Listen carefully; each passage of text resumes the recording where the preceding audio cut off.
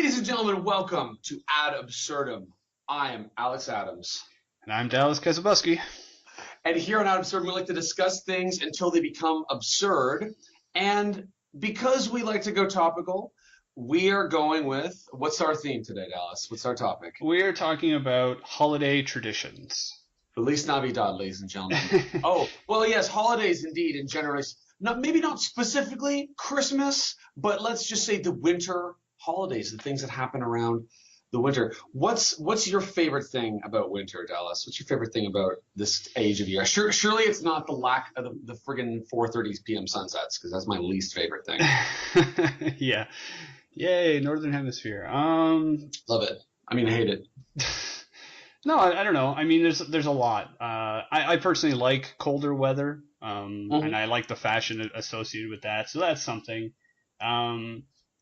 And we're going to come back into it, but I feel that we're both Canadian, and one thing that Canadians appreciate is how the colder weather can actually bring us all together. You know, yes. Like you can sit in the sun and complain about your neighbor all you want, but when it's cold outside, first of all, when it's cold outside, you're going to want to gather everyone in, you know, all of your family and your friends around the fire and the hot chocolate and whatever. But like, as much as we all complain, for Canadians, the true enemy is snow. So if people are outside like, oh, they're honking their horns, and like, get out of the way, you can then turn to them and be like, oh, the road is slippery, or there's ice, or there's snow, and they'll be like, oh yeah. So there's this kind of like communal like understanding that happens, which I think that's probably one of the reasons why we have some of the traditions we have. But anyway, that's a leading answer. I love how sometimes you get, so for those of you who live in countries that don't have annual snow or snowfall with any severity during like days of traffic, you get that specifically in Canada and lots of parts of the world. You have like when there's a little snow, everyone all the commuters are still like, get out of my way, like hog my cord, like still, you know, like rapid lane changes and stuff. But you get past this event horizon of snow, and there's enough snowfall that everyone just gets really calm and really fearful, and the communication, like everyone just gets so gregarious because this crisis scenario is unfolding, and everyone's like, you know, some guys just like slipping and sliding through a left-hand turn, and other drivers are just waiting. No one's honking their horns. Everyone's like, no, just go. No, you go. Okay, now I'm gonna go. Okay, shh. Okay, we're all together. Okay, slowly going into that stop sign, and no one's trying any funny business when it's like blizzard territory weather. That's a really funny moment for me. Like quickly, I just love hot drinks in winter. I love the steam. I love the smoke. I don't smoke, but like your breath, you know, you have a pot of coffee in winter. Night walks are great. I hate the darkness because I'm a sunlight kind of guy, but I love that. I love that steamy steam that you see all over the place. Yeah, well, I'm not sure where to lead from that, but yeah. So we're going to be talking about holiday. We're going to be talking about holiday traditions here, and yes. You know, whether it's Christmas, Hanukkah, Kwanzaa, Saturnalia, what have you. It's a bit of a miracle because we're actually getting 2 podcasts out this month. I just have to say, we've been Christmas miracle, Kwanzaa miracle, really. Yeah, and a tip-top tet. Yeah, no, I mean, it's starting here. I'm here in Strasbourg, France, and it's the Christmas capital of Europe, as they call it, and the whole city becomes like a Christmas thing, and it's full of decorations, and they actually reroute traffic because of it, and they've got you know, they set up like these almost like little faux log cabins full of like, this one is selling candles, and this one is selling, I don't know, Christmas tree ornaments, and this one is selling like gingerbread, and it's really cool. It's really something. I haven't really gone out to embrace it all yet. I still, like, I work from home, so I just kind of avoid it. But I'm looking forward to just going out, and the whole city gets transformed. Just going out into the city and seeing all this stuff everywhere and all the pretty lights, you know. It's really quite there's a lot of contrast there, specifically in Christmas, because I can actually start with a rather disturbing fact. Unfortunately, Christmas and this holiday season is the suicide capital of the war of the year. Mm. So I want to start off by extending my recommendations to everybody too, because a lot of people can get really, really down on Christmas time because it's a time of family. It's a time of there's that commercial aspect. We're exchanging gifts. We're exchanging communication with our loved ones. And when that's lacking in your life, when you don't have that, that can be a real, oh, it could really, really hit you hard. I mean, the new year as well, with like the idea of resolution, self-improvement. So if you know of friends, if you got family friends you haven't really spoken to in a while, reach out to them, touch them, give them a phone call, give them a text, because it's that amount of human interaction can really lift people's spirits up. And the contrast being, you're walking around and it's you have one mentality or another. You can be like, oh, this commercialism and like everyone's buying stuff, everyone's selling stuff. It can be a very stressful period of the year. But on the other end, what you're describing, I love, and it's really corny, but I love to walk around and look at.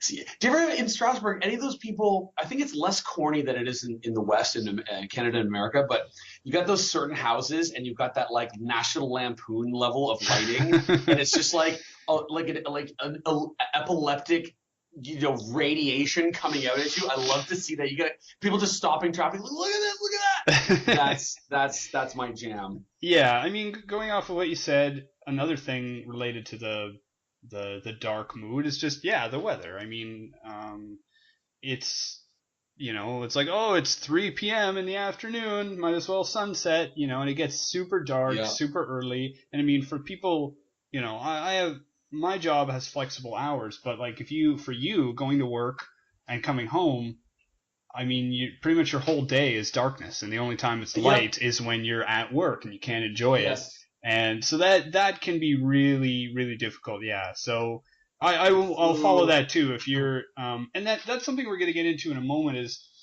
maybe I can get into it now, but Please. There's a lot of expectation with this season, especially because of the families and the work parties and the shopping and all this stuff, and your kids, having to please your kids. And like for me myself, I am very, very privileged in many ways, but related to this, I'm privileged in the fact that I can step away from a lot of that.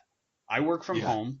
I work from home, and my girlfriend's the one who usually does all the grocery shopping. So I don't really have to deal with a lot of the commercial aspect of the holidays. I don't hear these Christmas songs. I haven't heard a Christmas song yet. It's December 16th. I have not heard it. I have not, because I don't listen to the radio. I'm not in the supermarket. So I acknowledge that, and I say that to our listeners so that when they're like, sorry, can I cut you off for like one moment? I was in a Starbucks last night. I heard a Jingle Bells rendition of like a Mexican horn band themed Jingle Bell song with like brass, and it made me want to like pour my Venti onto my crotch. Please continue. See, and that's the thing.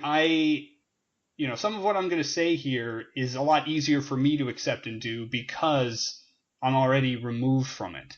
But I think that's another thing that a lot of people have to do is they have to try and you have to try and handle the expectations that you have for anything, but especially for this holiday, because there's a lot of public pressure. There is the pressure of like, what are you getting for your brother or your sister or your mother or remember your father likes this and be happy, 'tis the season. Yeah, exactly. So, work parties where you have to go, or if you don't, there's like some social whatever. Secret Santa at work, and it's like, what do I get for Pauline in accounting? I don't know anything about her. Like, I'll get her a gift card.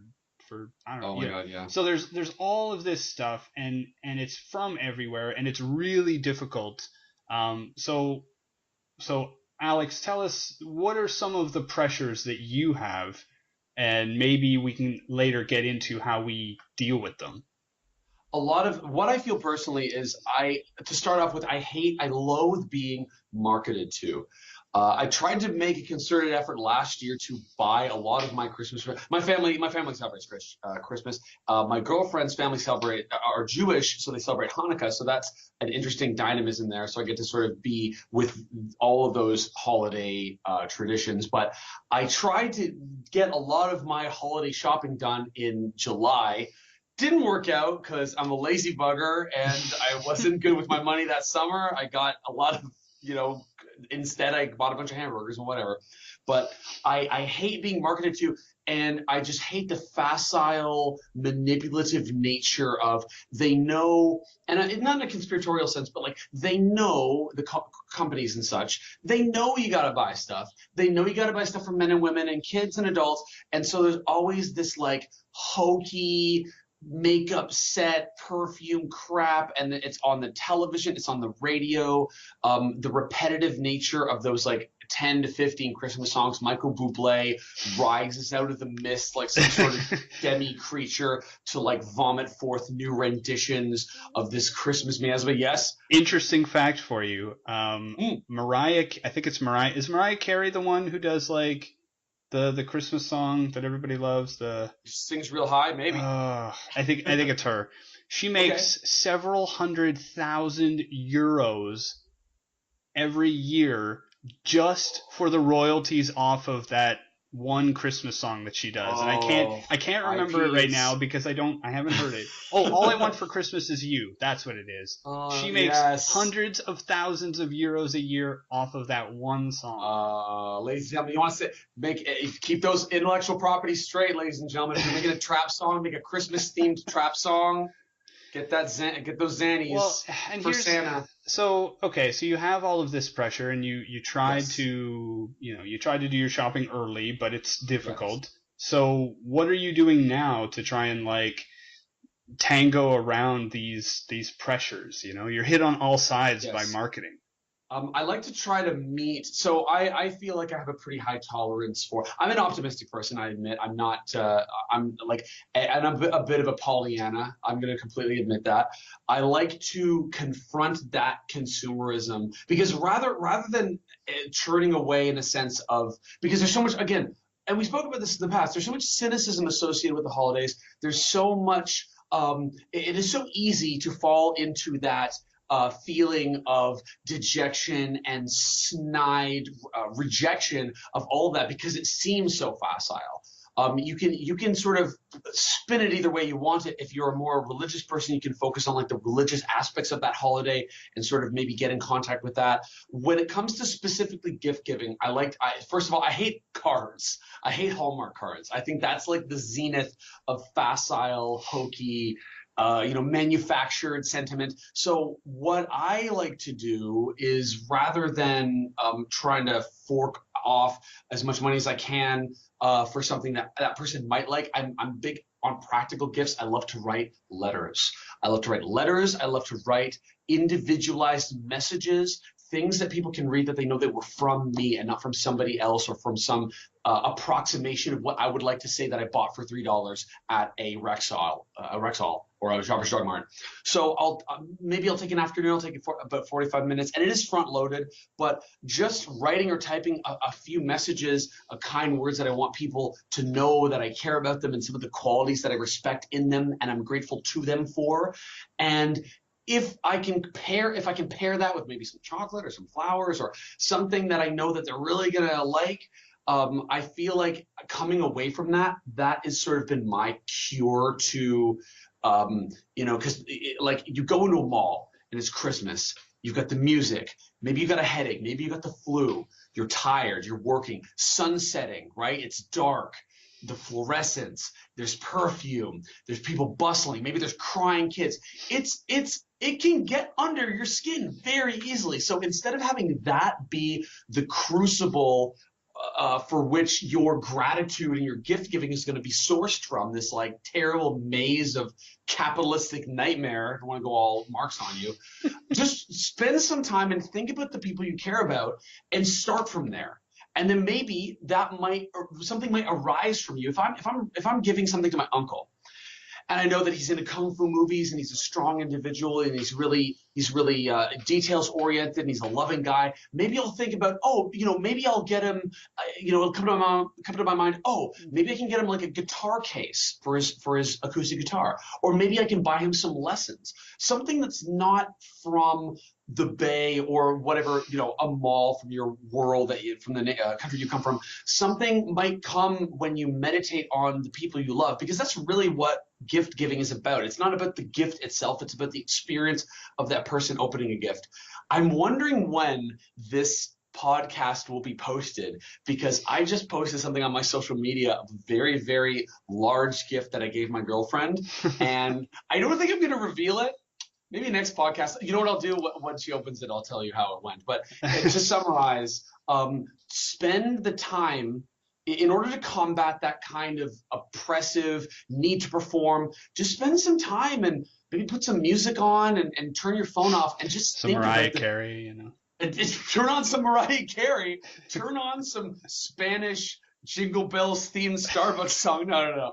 Put on some Enya, put on what you like or whatever, and just think about what you like about the people that you love and write a few things about them. And I feel like that's a good inoculation for just like that brittleness of, grabbing stuff and, oh, she'll like this, she'll like that. And you end up spending way much more money than you need to spend when you really could just have got them, I don't know, like a sewing kit or something that speaks to them specifically. I don't know. That sounds like a lot of work.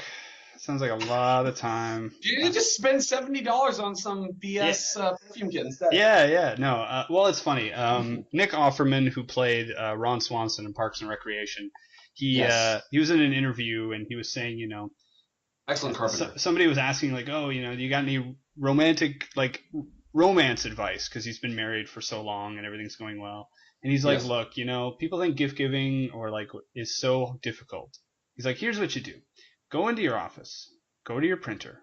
There's probably paper in there. Grab a single piece of paper, fold it in half, draw a heart on it, and then just give it to your wife. And if you want extra points, go outside and find some piece of nature, whether it's a leaf or a stick or whatever, and just tape that on the inside and write, I love you, and there you go. And it's silly. So simple. It's silly, but... So here's the thing. Related to gifts and to everything, there's a lot of expectations in the holidays, and I think we all have to learn how to manage them. And here's the problem. Society is telling us, especially in the West, you have to consume, you have to buy things for people, you have to give gifts, blah, blah, blah. You don't have to do anything. I mean, it's not law. There is a lot of pressure, and if you don't give gifts, if you don't follow the thing, you're going to get a lot of pressure from not only, quote unquote society with a capital S, but maybe family members could be wondering what's up, close friends, whatever. Mm-hmm. You have to set up a consistency with it. So I use Christmas and other events as well, even like Valentine's Day. I use these as scheduled excuses to express the feelings I already have, but I'm too lazy or busy to do in November or January or whatever. Yeah. I try, it's like setting an event. It's like, well, I really care for my mom. I should probably call her. I'm too busy. Okay, I'll call her Saturday or whatever. Yes. Boom. So that's how I do it. And that's, again, I said earlier on, I'm very privileged. One way I'm privileged, this is going to sound weird, but since I live far away from most people for whom I would want to get gifts, there's less of a stress on me to get them gifts. Because it's like, oh, I was going to get you something, but shipping is expensive. It's like, oh, that's okay. Just the fact that you're thinking of us from France is not, And people listening are going to be like, hey, is that the excuse he's using? Yeah, it kind of is. But on the other hand, I don't need to get you a gift to tell you how I feel. And if I get you a gift, it's because I want, or, for me, it's because I found something that you actually like and I want to get it for you. Whether that's December or not. But most people don't have that option because they're with family. Their family's going to be sitting there opening gifts. And if you've given nothing and you've received a lot, there's a lot of stress and anxiety and pressure behind that. So Yes. it's a little late now because we're like the second or third week into December. By the way, Oh, I'm going to be don't tell me that posting. I'm still buying so much. Still need so much to buy. Well, this podcast I think is going to be released next weekend, maybe earlier, somewhere between the 16th and Christmas Day. Yeah, but And we are speaking to you from the past. So the next weekend will be the moment you actually listen to this. yeah, Or if listening it in the future, we're still speaking to you. but no, and I understand the pressure that's there, but it's the same with everything else. Because another thing that comes up is all of this expectation to have a good time. It does affect people who are Yes. having a rough go of it, but it affects everyone. For example, this is a weird thing of mine. We can get into this in a different podcast, but if I go to a party and everyone at that party is having a good time, and I didn't start from a good place, I started from a neutral, like, I gotta go to this party, fine. And then I get there and everyone's having a good time, sometimes it has the opposite effect on me. I look around like everyone's having fun. Really? Oh yeah, this is a big one. We'll Wow. talk about it in another episode, but Yeah. this is a very common issue that I have, and it happens with a lot Huh. of things. Like just sometimes everybody else's mood is infectious. I'm like, oh, they're having fun. Now I can relax and have fun. But a lot of times my emotional state likes to balance. And a lot of people I think Yes. have this to the extreme. For example, if 7 people come up and tell you this movie is amazing, you're going to hate it when you see it because You want the natural. it Yeah. doesn't There's live a term for that. it doesn't Hmm. live up to your expectations. It Get doesn't, over it. or even if you don't see it, you now don't want to see it because you've had it like hyped at you for so much. And a lot of Yep. people feel that way about the holidays because the holidays engenders this like everyone's going to be perfect and everything. The Christmas dinner is going to be great, and Yep. your aunt It's a is, wonderful life. the flight isn't going to be delayed, and the snow is going to be plentiful and nice, but somehow miraculously not in everyone's driveway or yard, just on the hills where kids can go, and it'll be and then it doesn't happen that way, and there's Yeah. so much disappointment. So we talk about it a lot on this podcast, but managing expectations is important. You know, Yep. uh, Versus know reality. what's going to happen and have a real and hope for the best. But if it doesn't work out, try to search for the winter holiday that you have, not the one that is impossible to get, I guess. I liked what you said earlier about the scheduled excuse to express your infatuation. I feel like that's the nature of holidays to begin with. Like in my head, a bunch of things popped up like Eid, like the translation of Eid means like a renewal, continual celebration. You have Passover, which is literally like I've been to now. I wasn't raised in a Jewish household. I was raised in a Catholic household, but when I started dating my girlfriend and I went to a few Passovers, I didn't realize how scripted it was in the sense of like this story of like the Jews coming out of Israel and like you're supposed to like lie. Did you know that, Dallas? You're supposed to drink a bunch of wine. So I'm really hoping I'm getting this right. I'm pretty sure it's Passover. You're supposed to drink a bunch of wine, and you're not supposed to sit up on on a table. You're supposed to lie down and like recline and get like kind of drunk on wine, and it's supposed to like it's like a transubstantiation. It's a representation of like the relaxation after the people of Israel's Egyptian bondage. So they tell this story every year, and it's like, well, we were in Egypt, and then our people were suffering, and then they left, and like now we can relax, and it's like that kind of renewal to yourself. And birthdays too, like remember, like you are reminded to yourself of like getting older and like you're more mature, you're more wiser. We're celebrating the fact that you're alive, that you're here, like the day that you were born. Now the world has changed because you're there. I think a lot of that has been mutated or lost or co-opted by a consumerist ethos, when in reality these holidays themselves are just reminders of us to kind of like wake up and be like, oh wait, it's a time again to think about things like that. Thanksgiving, right? Arbor Day. Like we're thinking about things in a scheduled way that's going to like remind us to what should be these positive qualities, these things that make us feel good, and moving away from just having a bunch of sort of saccharine, marketed, photoshopped faces of smiling white people telling us to be happy. See, and you bring up a good point because I meant to mention religion earlier, and then we got talking about consumerism, and I forgot to mention religion. So that's like the perfect analogy for what's happening. But yeah, a lot. I hate to talk about religion. I mean, I'm just no. It's favorite topic. No, it's just we got talking about other stuff. But I mean, I think that's a Simpsons quote where it's like, shouldn't we remember the true meaning of Christmas, the birth of Santa Claus? Like, you know. So I'm gonna lay it out here. I was also raised Catholic.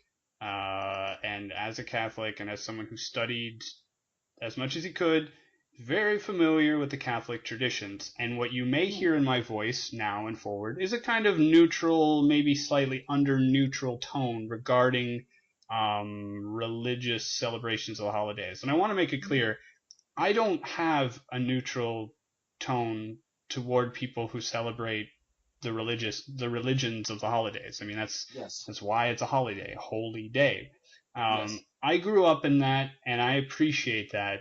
And if my mom listens to this podcast, she might have a problem with this next sentence, but it's not as integral to my experience now as it used to be. So all I mean to say with that, and I think it's something we can all, I feel bad because I give a lot of advice on this channel, and I mean, I'm not really qualified to do that. So, whatever. Well, neither. I mean, listen, what you like, take from us what benefits to you, and if you think we're crazy and full of baloney, do some research, and if we're lying to you, just ignore that part. Yeah. And if you don't like the channel, turn that off. Turn something better on. Yeah. Or something you like better, because we're good. We're the best. But there's a lot of meaning and a lot of importance, religious or not, and I think. Again, besides managing expectation, another thing is you need to manage the expectation of who is celebrating what. Because of course. I don't go to church anymore. I don't participate in any kind of religious experience, but a lot of people do. Yes. And if you're not going to church, freedom of religion, you should just let people go and do their own thing. And if you are in that church, and other people are outside and they're not, you should again respect them, whatever. I've never, we can get into this in a different podcast, but I've never really been of the belief that other people have to do what I do to substantiate what I do. So yeah, it's such a kettle of fish, because there's so many angles too. Like you've got the people who view their own spiritual path in an objective morality sense, like, and that's a real thing. People who have particular fervor will say, well, this is how it's done, and like this is how everyone should do it. This is how the world should behave, because it is objective thing. It has nothing to do with human life or human decision making. Like the rules are the rules, and these are the rules. And then you've got people who put their egos into it, and especially in the West, like, I think this is a perennial thing. I really don't understand it, but even the phrase, the war on Christmas or the war on Hanukkah, where it's like, you can't, like, people amalgamating religious celebrations, people, putting the star on the tree, taking the star off the tree. Well, the star means something, so put it on. Oh, but people get offended, so take it off. But we got to be PC, so keep it off. But it's a war on Christmas. It's all about tone as well. I remember when we were in university, and that was my first real time that I was around many different nationalities and different cultures, because I came from a small town, moved to the big city, and I remember we were talking about, like, okay, students in the residence, we're getting ready to set up the tree, and someone said Christmas tree, and then the immediate staff said, oh no, it's the holiday tree, and that was the first time I'd heard that term. I was like, what do you mean? What's the difference? Because I had never heard it before. Yes. And the thing is, people are far more willing to listen if you are engaged with them in conversation rather than telling them. You tell me, like, don't do that thing, and I'm immediately going to either want to do it or argue with you, because I don't like being told what to do. But if you say, hey, we'd like to call it a holiday tree, because some people want to celebrate with us the spirit of getting together, but they don't celebrate Christmas, and we don't have the time to say the Chris Kwanzaa Hanukkah tree, Chris Kwanzaa Kremiska, Chris Kwanzaa tree. So we just call it the holiday tree, and then you're like, oh, I am now at a place of understanding. I will do my best to, it's the same with this whole Yes. like nobody. I've never met anybody who actually became offended at saying Merry Christmas. I've heard a lot of people who got Yes. offended Who are these by Yetis? yeah, I've heard of there's many examples of people like, we can't even say Merry Christmas anymore. And I think that stems from them going to the supermarket and instead of it saying Merry Christmas, it says Happy Holidays and they're just like, Yeah. you know, I wish. Oh, like, yeah. I mean, I feel like that historically, comes. it's the most hilarious thing to have Christians mad that they're excluded from something. It's like, check your history. A little bit. I don't know if that's is source. I mean, I am seeing things through my lens. I'm seeing things through my own, I'm Canadian. I grew up in a very multicultural, so, and the unique thing about Canadian interrelationships of culture is because there's not like we're not a melting pot up here. We're a mosaic. So you have like there's a lot of synergy, but there's less homogenization. So you've got people that are like really bringing their own culture and the strengths of their own cultures into Canada, and then they're borrowing things from other cultures and interchanging it. I was driving to work the other day, and I drive past a Buddhist temple, gigantic Buddhist temple with like all these like lions, and it's so amazing. There's all these like giant red archways. It's like a football field's length, and all these thousands of lanterns everywhere. Immediately by a mosque, immediately by a synagogue, like on the same block. And I'm like yes. But I was driving up, and all three of those buildings had big Christmas lights all over them. The Chamshan Buddhist temple had Christmas lights. The synagogue was celebrating Hanukkah, but they had the menorah, and then they also had multicolored lights. And then the mosque had a bunch of multicolored Christmas lights as well. I am of the mind that religious and cultural traditions, I appreciate the tooth of particular traditions. Like if there's something unique and something different, I'm like, yeah, like let that be that.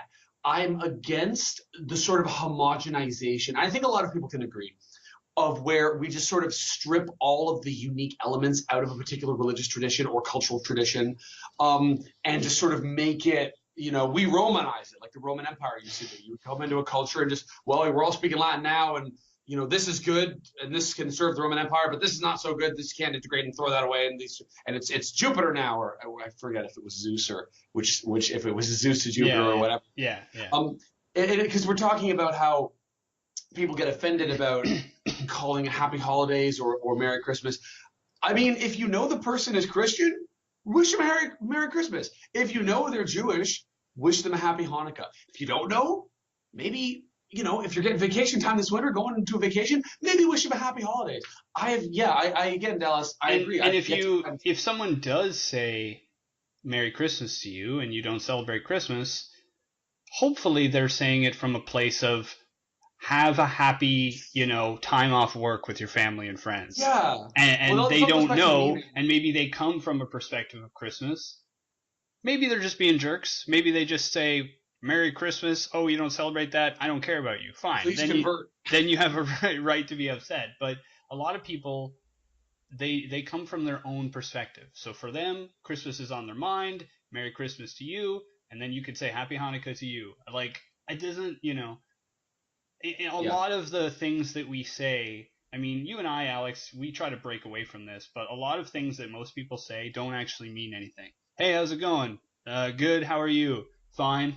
Yes. What happened? The platitudes. It's like exactly. Nothing. Humans just barking at each other. But I'm good. You're good. We're good. The platitudes can still come from a source of positivity, where it's like if you're the boss at your company and you're like Merry Christmas, everybody, and half of your company doesn't celebrate Christmas, you're just saying I'm paying you to not work for the next 2 weeks or whatever. Goodbye. Have fun. Absolutely. I don't care what you celebrate. Just do it and have fun. So it's managing expectations, understanding, and it's tough. It's a really tricky season because of all of these factors. Like, yes. In the West, in North America, we celebrate Thanksgiving. Nobody else does. It's confusing to everyone else, and fine. We don't even celebrate it at the same time between Canada and the U.S. Yeah. The same different month, and their traditions are completely different in many ways. Coming back to Christmas, everybody, or Kwanzaa or Hanukkah, everybody celebrates these things in different ways, and hopefully you take just enough of the pressure of the holidays to kind of kick yourself in the butt to go and do the expression of friendship and family that you want to do, but maybe you're just not motivated enough through the year. But you're not pressured so much that, if the turkey comes out a little bit not great, or that present that you tried to get, I want that Turbo Man doll. Sorry, it's a random movie reference. If you can't get the one present that you want. All the way references from Dallas over here. Deep dive. Yeah, ad absurdum nights. But you just have to manage that expectation. I mean, obviously it's different with kids. If you have kids, I don't have kids, but that could be more challenging, because it's like you don't want to go to, I'm sorry, Timmy, I didn't get you the doll I wanted, because you should manage your expectations and realize that it's like, no, they're not gonna get that. They want that Switch. They want that Nintendo Switch. But again, it's about managing expectations. So let's talk about that, because it's a less academic and more fun subject. Let's jump in there. Let's name some Christmas gifts, because we're both raised in that environment. Some gifts we got for the winter holidays that we remember distinctly, and why. Yes. Okay. I'll start, because it's not fair to do that. There are two. I remember. One was, one year my dad got me a video game for the computer, I think. And it was in a CD case. It's, old school. Not that old, obviously, but it was in a giant box. Box. Open up the box. It's full of wood, like logs. I'm like, what? So I'm taking them out, and there's newspaper, and I know my dad. He's a joker, and I'm like, okay, fine. So I get all the way to the bottom. Nothing there. And I look at him, I'm like, what is this? Because you're willing to put up with the stupidity of the joke as long as you get the payoff at the end. I'm like, what is this? Yeah. And it turned out it was underneath the bottom flap of the box. Ooh.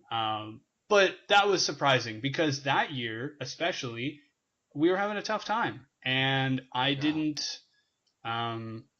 expect. In our house, we don't, we try to give gifts if we can, but we don't expect anything, because for us, we had a few winters where it was like, no, there's no gifts. We just have time to put up the tree, and we're gonna have dinner. That's what you got. Similarly, I'll try not to hog the conversation here. Another Christmas, we literally didn't have any gifts. It just nothing. Like, basically, my dad got unemployed right at the same time that we had a mechanical problem with the car, so all the savings went into that, and I was just getting old enough that I didn't care about, like, I was like, maybe, I don't know, 15 or something. I'm trying to remember. I was just getting to a point where it's like, well, okay, I don't get showered in gifts. Like, I'm growing up now, so old and wise, And some of the teachers at my school actually donated stuff for the holidays to us. And I mean, we weren't that destitute, but the stuff that they gave was really cool. Basically, they knew I was doing a bunch of sports for the school, and they were like, well, here's some sports equipment, and here's some stuff like that. And it was really cool. That's incredible. And unnecessary, but I used it, and it was nice. And I'll end with one more that's less, Oliver Twist. I remember, just to date this podcast, I remember when we first got a DVD player at our house. Gifts are going around, and there's a bigger one that my parents said, open that one last, and I was like, okay. So I open up the gift, and it's DVDs. It's a bunch of DVDs, and like this was new. Everything we watched before was VHS. We're still in that conversion period. And I remember opening up the DVD player. It was this big thing. It was like, oh my god, don't have to rewind our stuff anymore. Yeah, now it's like, what the hell are those? Yeah. Pop in a USB. So those are some that I personally remember, like, directly related to me. How about you? Anything unexpected or? if you're sounding like Oliver Twist, I'm gonna sound like flippin' Richie Rich. Because even though like I grew up in a single parent household, but my mom worked like a friggin' demon at the Olive Garden before she got her teaching degree to get me some. I'm an only child, so that probably helped a lot because I got the lion's share of all that stuff. I remember, I think it was winter '99 or what's the release date of that? I got a entire PlayStation millennia 2. ago. Yeah, right. I got a PlayStation 2. And I have extremely fond, really, really emotionally charged memories of playing flagship titles, which to the uninitiated is like the initial few games, for those of you who play video games, that come out in a console, those are the flagship games. And the flagship games are like, they usually try to make it really like, they got to give it some gumption. So for, and they usually suck actually. Like for the PS1, it was like Blasto and some really Einhander, some really crummy games. But I got a PS2 and I got Dark Cloud, which was a really, really excellent dungeon crawling RPG with like world building stuff. And I just remember playing that, and you have the time off as a kid, and you're in middle school, and I just like got sucked into this world. My love for video games really like bloomed those few years. The other big one was the Dreamcast, R.I.P. Dreamcast, world's greatest console, lived like 9 months, but Sega's final console, I think was like 2002 release date. I can't really remember, might have been earlier or later, but Sonic Adventure came out for the Dreamcast, and that piece was like, that was like Tickle Me Elmo levels of impossible to find for the holidays. And I remember getting it and I was losing my mind, but I'm like, oh, okay, I'll have to play like demo discs and stuff and whatever. I open up a box of clothes and underneath was Sonic Adventure, and I lost my mind. I was like that kid on the YouTube channel. He was like, Nintendo 64! I was like, Sonic Adventure! Beat that game over a period of months. Had a blast, even with the crummy like fishing mini games. For those of you who played Sonic Adventure, the Big the Cat chapter where you actually just fish for like 3 hours.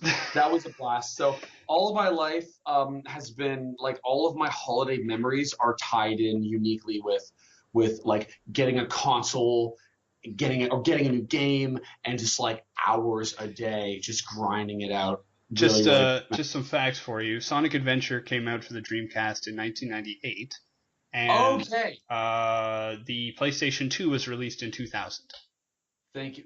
Like late 99, early 2000. Okay. Oh, those came out very freely. You see how privileged you see how many video games have been thrown at me throughout my life. So as a single, so I know that you have a lot of family in Australia, which is might as well be on the moon for how close it is. Oh, yeah. And as a single child, like what do you guys do for the holidays? I mean, I know I've seen your house. Yes. It's just decorated from stem to stern with Christmas and garland and stuff. My but like, mom's what do you guys do? Does she just cook you like 700,000 calories of food and you just go at it? Or? Well, we have our family. My immediate family is small. It's just me and my mom and her sister. In the past, we have had family gatherings where my grandma would come in, my uncle, my aunts, and we'd all have like a family dinner. Now our family's growing. We have a few new kids coming that are just a couple years old, which is really beautiful. My cousin just had a child, and that's so fantastic. But we would just, sometimes it would be bigger, sometimes it would be smaller. We would just get together, grab a turkey, get a ham or what have you, get some yams. One Christmas tradition we would always have is all my aunts, my mom has 2 sisters, so the 3 sisters would all make shortbread cookies. And it was always a competition, and my uncle too. All of that adult generation would make shortbread cookies and basically have a competition, and the kids would judge which one made the best. And it was usually always my uncle, with a short number 2 being my mom, but I would never say that. I would say my mom made the best one because she was the one that would give me the video games. But that was a little tradition. And we would just have a meal, go to bed, the whole Santa thing. We'd have the milk and cookies, a lot of Western traditions.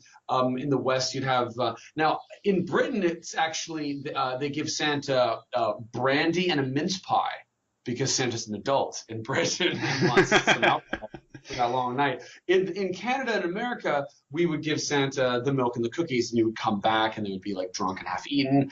And we did all of that. And I remember one time, I think my grandfather or my father dressed up like Santa Claus. I must have been like 4, and like there's some knocking, and it's like my mom woke me up. He's like, Alex, Santa's outside. And I was actually like friggin' terrified. And I'm like, no, I'm not going out there. And she's like, no, there's Santa. And I'm like, no. And I was like freaking out. So that was like, we were definitely into like the Santa mythos during my upbringing. Mythos? Oh. Yeah. Well, yeah, I'm that's 5 years old. I watch this podcast. nice. Well, that sounds great. I mean, for me, the Christmas was great because we, usually people have the time off work, so you're able to get people together. So my family always does a huge meal. My mom cooks enough food for 40 people, whether 40 people or not show up. My kind of woman. And we it was always kind of the same. My grandparents on one side of the family would come over the night before. They would stay over, usually in my parents' room, so it caused some kind of awkward, funny moving around. Or it was like parents moved to like my room, and then I would like move to the couch or something. Oh my. No, it was no big deal. It was fun because we had them there, and then the next day, we would, while the parents are all waking up, kids, we would all start with the stockings, and the stockings were usually the very utilitarian, like utility stuff. So it was like when you're younger, it'd be, it'd be like hygiene stuff, or a pair of socks, or sometimes a mandarin, like a little like orange thing at the bottom, or a crossword puzzle. Or sidebar, you ever eat Terry's chocolate orange? Comment, and subscribe if you like a Terry's chocolate orange. Yeah, and then once we finished that, then we'd go into the presents.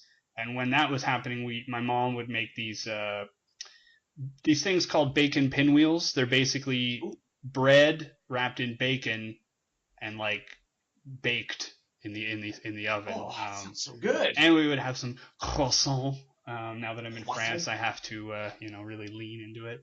So we would have those, and we would open our gifts, and then that was like, and at that time, usually by the time we were finished. What always delayed things was my other grandmother. We had to go get her and bring her here, my nanny, as we say. So it was always like waiting for her to show up. Then we do stockings, gifts, and then that would be kind of like our own little immediate Christmas. And then later in the day, everyone would start showing up, extended family, friends of family, whoever, and the house would just be full. And it was like the whole house, top to bottom, is full of people, outside people.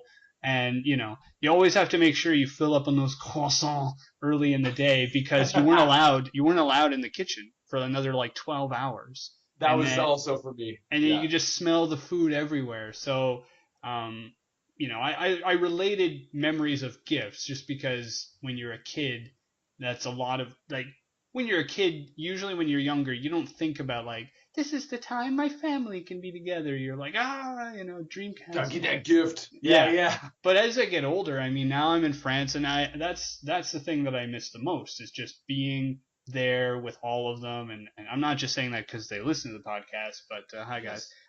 But that is something that I miss, and it was it's an excuse for family who are normally too busy or too far away, or just they have other stuff happening. It was a nice set time when they could all show up and be together. And because of that, we're all a crazy bunch of characters. So you'd always have something ridiculous, like, I don't know, competitions for shortbread cookies, or you'd have, actually, was it Christmas was the first time my girlfriend was in, at least I think it was the first time she was in Canada. It was definitely the first time she met my family, was Christmas. Wow. A few Christmases ago, she came over, and she had never had gravy before. Wow. Yeah, because it's, or stuffing or anything like that, because it's very like West. So it was, and all of my family were there, and we did everything in that way. Another funny story, because the stocking, the Christmas stocking, was usually like utility. So when I was a teenager, it Yes. became all very hygiene oriented. It's like, here's your Yeah. shampoo, here's your face moisturizer. Subtle hints. One year I got 23 bars of deodorant. 23 From the same person? No, I think what happened is An amalgam. Santa and my parents and my grandparents were like, well, he's a young teenager, he's going to do all these sports, he needs deodorant. And I just kept pulling deodorant out, and I look at him, I'm like, guys, are you trying to tell me something? I mean, to be honest though, I kind of miss those gifts because they kind of, if you're a bachelor, well, not a bachelor, but if you're like a kind of a lazy man like myself, a giant stocking full of deodorant and other such goodies can carry you through on your hygiene budget until at least until my birthday, which is in the spring. So so that was always fun. There's some differences I've noted here.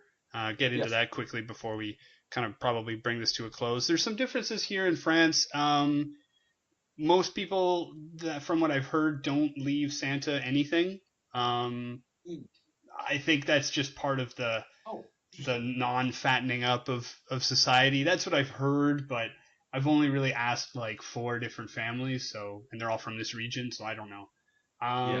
Another thing is that there's a difference. Like, there's St. Nicholas Day, which is December 5th, and there's Christmas, and there's the Krampus, which is I got some Christmas facts for you eventually, but we can get into the Krampus. And there's all that. And like some of the foods are slightly different. Like for St. Nicholas Day, they have something called a manala, which is like imagine a gingerbread shape, but it's actually just bread, and you eat that. So it's like a little bread man that you eat. And sounds disappointing. No, it's well, I mean, it's France. They love their bread. But it's French bread's actually really good. Yeah, and it's pretty good. And like there's this cake. Can't remember what it's called, but it's kind of it's a very light with some like icing sugar kind of thing that they do. Oh, is that big, like that high cake that looks like a little like a tower? I think that's an Italian thing, actually. I think I may be confusing it with another holiday tradition they do here. They do another one where they make a cake that is in the shape of a lamb, and then they eat that, or like a duck or whatever, and then they eat that. It's not real animal. It's just bread, but it tastes good.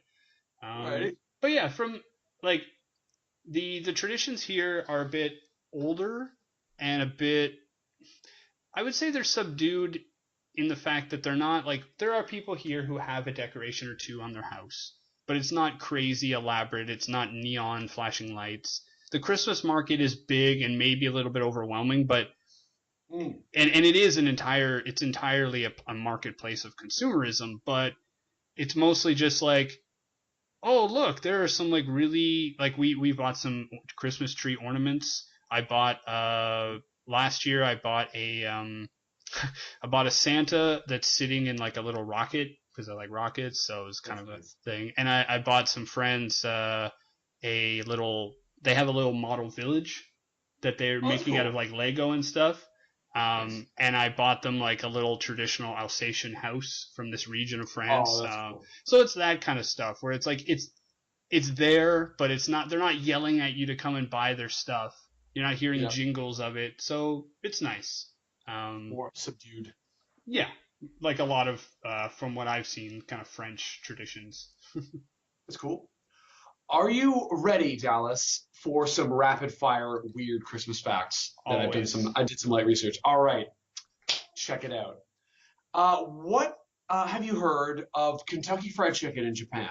What have you heard about this? Have you heard anything about this? I have heard. I've heard about this, but tell our listeners. Things? Yeah. Well, for the uninitiated, Christmas in Japan, there's only about 1% of Japanese citizens that self-identify as Christian. But What happened in 1974 was Kentucky Fried Chicken released this ad campaign called Kentucky for Christmas, and the Japanese citizenry and their culture completely glommed onto it, and it has created this alternate reality where KFC is this total consumerist monolith around Christmas time. KFC releases this premium series black label menu items for around $70 equivalent in yen, consisting of cake, champagne, chicken with red wine sauce, entire roasted chicken, and all of the Christmas trimmings. You need about a 6-month waiting list, and there are exclusive KFC Christmas menu items that only come out around that time. And this is how the average Japanese household celebrates Christmas. There is no Jesus. There is very, very little gift giving, I surmise, but almost invariably, everybody goes and buys these crazy black label gold platinum plus KFC chicken items for $70, and to the point where the company itself is pulling out CEOs and executives and their entire backline staff to just deal with the chicken lust that is happening in Japan every Christmas for KFC. Yeah, I remember hearing about that a while ago. It's pretty amazing. Like, for North Americans, like Kentucky Fried Chicken, KFC is either just a fast and dirty meal. Sometimes, sometimes KFC is like, it can be very marketed as like a family thing because they serve these bigger meals or whatever. And I think it's more of a family thing than most fast food companies. Like, you don't go and get a round of McDonald's for the family to sit around a table around a bucket of chicken nuggets or whatever. But you could go and get one for KFC. So I guess if it had to be one, it makes sense. It would be really weird to imagine a bunch of Japanese people in their homes eating like a party sub or something. Yeah. I've yet to see a single human being order a party sub, as an aside. I'm going to tell you a little ditty, a little rhyme here, okay, Dallas? Here's a little ditty here. Poop log poop, hazelnuts and cottage cheese. If you don't poop well, I'll hit you with a stick. That is the song from a Central European Christmas tradition called the cagatio, or shitting log, which is a log that is dressed up with a face and a shawl with presents that are put underneath, and the log is beaten with sticks by small children until it literally poops out presents beside the tree. As the log is beaten, that little ditty is sung by the children. See, most likely in Italian. This is hilarious. Okay, first of all, that concept and that vision are hilarious. Secondly, if we're going to be a little bit mean with stereotypes, it's funny that tradition does not exist in the United States, because from the viewpoint of many people in the world, the United States is kind of the center for spectacular violence. Pageantry, yes. Right? And we have Yule logs. Like, if you're unfamiliar, a Yule log is either an actual just log that's in the fire that burns a long time and it's like, nice, or a cake that's in the shape of a log that's chocolate usually, delicious, and that's a thing that we have. So I'm now imagining that this tradition that you've just mentioned is like a piñata combined with the Christmas tree combined with a Yule log. And it's like, why does of all the places for it to exist, I did not expect like Central Europe. That's a good trio, actually. We got some cultural insensitivity coming in from the Netherlands. Have you ever heard of Zwarte Piet, or Black Peter? No, I don't think so. Okay. Netherlands has been getting some heat from this the last couple of years, but this little character first appeared in 1850. For those of you listening, you can Google this right now. So Santa in the Netherlands has a small sort of slave boy servant child who is depicted with black as night face paint, big thick red lips, and a fluffy black afro. I'm gonna read you a little. It's not hard to imagine where the slave trade started, is it? Yeah, there's literally a building. It's like there's where it all began.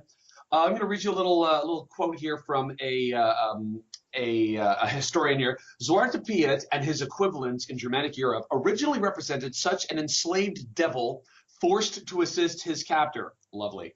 This chained and fire-scorched devil may have re-emerged as a black human in the early 19th century Netherlands in the likeness of a Moor and as a servant of Saint Nicholas. Starting around 1850, they appear yearly before the feast of Saint Nicholas, or Sinterklaasavond. They walk around behind old Kris Kringle and toss candies to the little kids, specific little candies. They claim he has a black skin because he has a chimney sweep, but I don't really know if sweeping a chimney gives you big red lips and an afro too, and earrings as well. Big Oh, old God. earrings to complete the picture. He's usually depicted in Renaissance attire. A lot of people, like I said, think he's a Moor, but That's a tough one. I mean, most people are willing to overlook Santa's elves as some kind of form of slavery, because in the West we romanticize them, and they're little happy, they're little happy people that like make. They just love to work. Well, I mean, there would be something positive about making toys for every child in the work. Yeah, I mean, like at the end of the day, that's a pretty good job, right? Most people don't have a direct, work function to child happiness output as a Santa's elves. Although it is kind of, so this is random, kind of funny. The movie The Santa Claus with Tim Allen, love it or hate it, doesn't matter. But in that movie, the Tim Allen reference. In that movie, the elves are immortal, like super old, but children. They look like children, but they're like thousands of years old and emotionally mature, and they're mostly not seen as slaves. They're just like represented. So I find it kind of interesting that, like, Santa Claus, whatever, whether it's Santa Claus, Saint Nicholas, whatever, has some kind of indentured demon who becomes possibly an indentured African American, I don't know, or African. The fact that it's a devil and then later comes out to just be a black person, and then it's like these little gnome-like slaves, and then it's happy slaves, and then it's like children. No, it's so weird to like dig into that kind of thing. Roald Dahl originally depicted the Oompa Loompas as like coming from like an island in like the Tobago. So like they were originally basically black pygmies in Willy Wonka. But to finish that thought, this is a random thing, but if you have a child and you want to explain to them how Santa works, you want to promote that specific magic of Christmas, honestly watch The Santa Claus, because they address every single question you can have. I remember when my sister was growing up and she was getting to the point where she's asking, like, how does this work? And whether or not you agree on promoting the magic of Santa Claus, we wanted to, answer those questions. So that movie actually addresses how it happens. Like, there we go. Magic. Watch Tim Allen movies, ladies and gentlemen. It's not bad. It's fine. Honestly, it's funnier and a little more grounded than a lot. Like, I think I don't have like normal TV, so I don't have like the Christmas Network where they're showing you the same movie in 50 different ways, where it's like, I'm a 90s business person and I must get home. Oh no, now I got home and everything is a mess. And now we're together and everything's fine. Like, at least with this movie, with the Santa Claus, there's some hilarity. He doesn't want to be Santa Claus. I don't know. I think it's fine. It's a lot better than some, but probably not great. I think my favorite Christmas movie is a tie between the Nightmare Before Christmas and Die Hard. It's my two favorites. Well, yeah. I mean, I'm not going to compare anything to Die Hard. R.I.P. Nakatomi Plaza. Coming out of Iceland, we've got some very unsavory gentlemen called the Yule Lads, which are these bizarre, scruffy-looking troll people, the sons of a mountain troll, that come down to, I guess, Iceland proper during the last few days of Christmas with such colorful names as Window Peeper and Bowl Licker.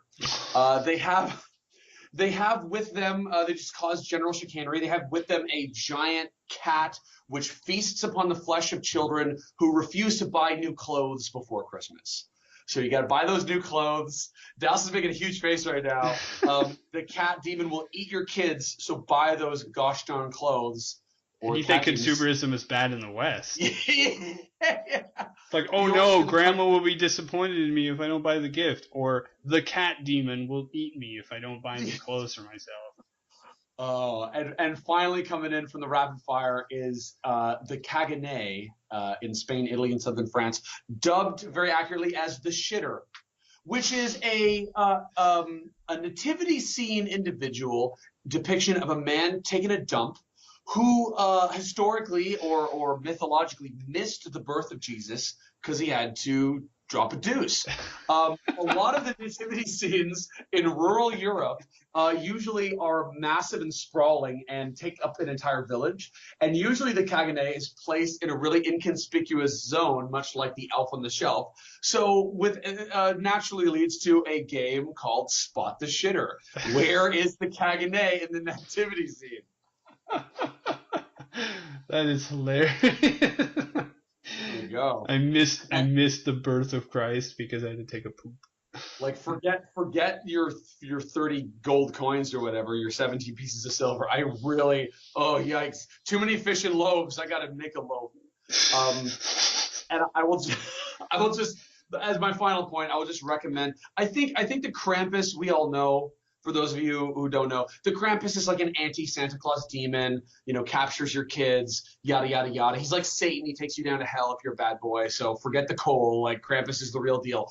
There is a movie that came out last year, 2017, 2016, around, that was a scary movie called Krampus. Watch that movie because that's one of a really good splatterfest movie that does Krampus so well. It is a Christmas themed movie, but it's like a horror slasher thing where a bunch of Christmas families getting killed off one at a time. You got haunted Christmas toys. It's cinematic. So I guess if you're really dreading the holidays with like your extended Aunt Irma, who you don't really get along with, you can watch this movie beforehand, and while you're there and they're asking you like, so when are you going to get a boyfriend, or like, oh, you look so cute, or when are you going to cut your hair, you can just imagine them getting carried off to Krampus land. Therein lies the rub. You can just fantasize about your family getting murdered. It's just perfect. Oh, perfect. Well, family. Yeah. Oh, that makes it fun. Yeah. Well, thanks for listening. We know it's a busy holiday season, so really appreciate you taking the time to, stop by.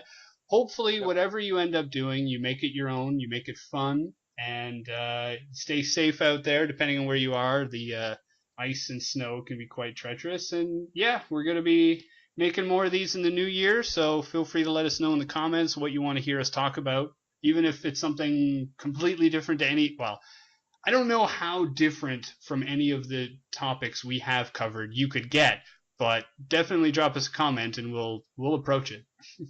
Absolutely. I cannot reiterate that more. Keep your head above water. Make sure you got the positive thoughts in mind. Don't let the Starbucks get to you. Close your eyes to those billboards. Turn that TV radio off if you need to. Put on some Die Hard and think about the people that you like in your life. And while you're thinking about Nakatomi Plaza. Happy holidays, everyone. Have a good one.